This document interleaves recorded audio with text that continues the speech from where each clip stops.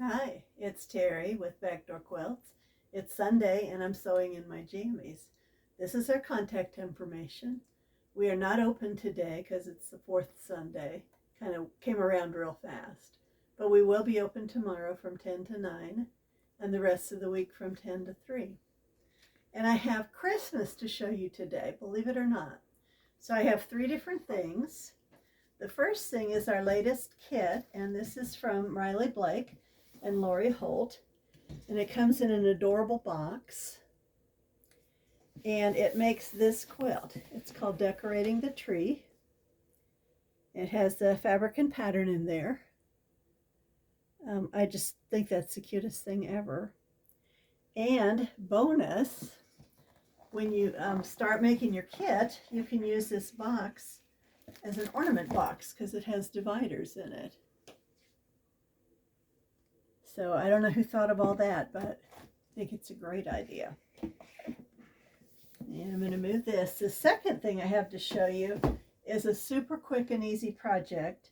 I'm sure we showed you last year, and I'm sure we showed you the year before, but they're great gifts. My sister reminded me we needed to get more in, and she likes to make these in different seasons. So you use a wine glass and not a real candle, but a votive candle. You can use a fancy one like that or just a plain one. And then this is called a wine shade. So they come on a panel, and it's from Quilt Smart, and it's got fusible bubbles on it, and it has lines. The directions are written on one side, but if you look at this, you can't read that. And that's because they want you to turn it to this side. And it's probably hard to see, but it says this side up. And you cut the pieces apart. There's 4 on a panel, and they're $3. You cut the pieces apart, and you can lay them on your fabric any way you want. Let me move that out of the way. So this is kind of going to be the front. They don't work very well for stripes, but they work great for designs without a one-way design. This is sort of scrapbooky. This is a Tim Holtz, and not everything goes the same way. So for something like this, you could put it the way it saves the most fabric, or you could put it like this. So the letters would show up on the front. Can you see that? Once you decide where you want it, you're going to pin it in place and sew on the solid line. And I like to actually sew just a little bit on the inside of the solid line. And you can see I didn't cut this out real carefully.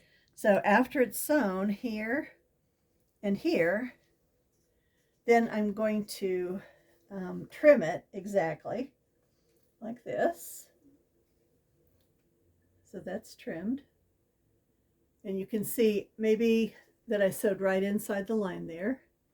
They suggest back stitching. And then you turn it inside out. When you turn it inside out, the sticky dots are on the inside, and that's going to press to this. What you want to be careful of, I finger pressed it, just kind of used my nail. You want to be careful in these top corners that turns out really even here, because otherwise it wants to go in like that. So I'm going to use my iron here and press that down. Press this side down. And then you can press the whole thing. My iron cooled down a little bit, but you can tell it's pressing. It doesn't look the same here and here. I'm using a press cloth, an applique press sheet, because it's kind of like Teflon. It's some kind of plastic that's heat resistant. And that works really well for keeping the fusible off your surface. Get that out of the way. So now it looks like this, and it's stiff. You take it, there's little dots to match up.